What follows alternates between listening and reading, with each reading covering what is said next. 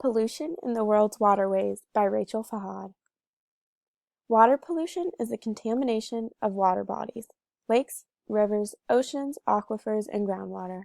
This form of environmental degradation occurs when pollutants are directly or indirectly discharged into water bodies without adequate treatment to remove harmful compounds. Water pollution comes from many different sources as seen on the screen, but majority of these sources are non-point source pollution, meaning you can't directly point to the source of pollution. As seen in the pie charts above, the large purple areas are the non-point pollution in estuaries, lakes, and rivers. Right now, the biggest source of water pollution is agriculture. As Rachel Carson stressed in Silent Springs, pesticides draining into waterways are causing massive algae bloom breakouts. The runner-ups are industrial and mining activities.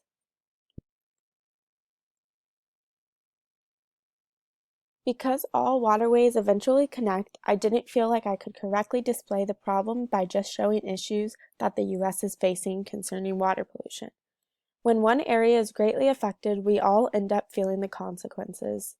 The already overpopulated country of India is facing issues because enforcement of environmental laws are almost non-existent, as well as the lack of education and awareness of the dangers. 80% of sewage in India is untreated and flowing directly into the nation's rivers.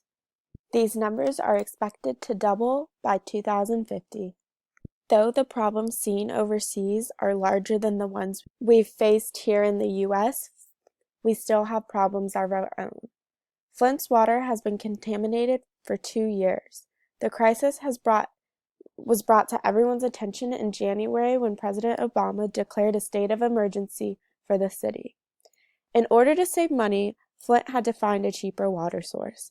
Flint had been purchasing water from a lake in Detroit, which became too expensive.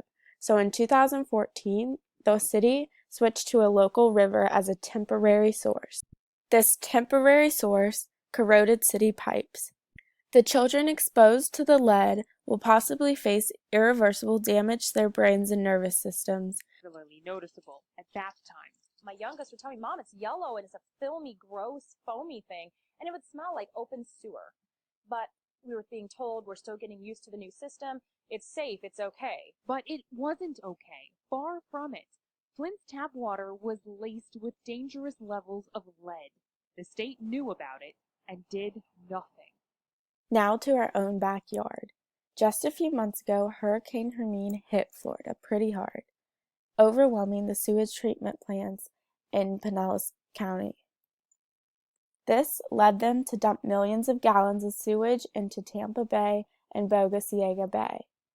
Algae blooms come naturally every year, but because of the sewage dump, the algae blooms stick around longer, causing a massive red tide, killing many species of fish and other marine life. Red tide can also have a negative effect on humans, affecting their respiratory system along with their liver.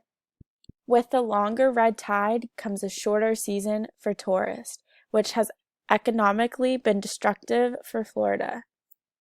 We can control water pollution through government regulation and water treatment. The Clean Water Act of 1977 made it illegal to release pollution from a point source without a permit, set standards for pollution levels, and funded construction of sewage treatment plants. In conclusion, I am asking you to be mindful of the waste you are contributing.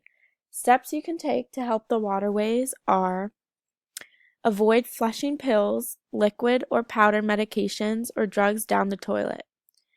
Avoid using the toilet as a wastebasket. Avoid using the garbage disposal. Keep solid waste solid. Install a water-efficient toilet. Run the dishwasher or clothes washer only when the load is full. And use a minimum amount of detergent and/or bleach when washing clothes and dishes.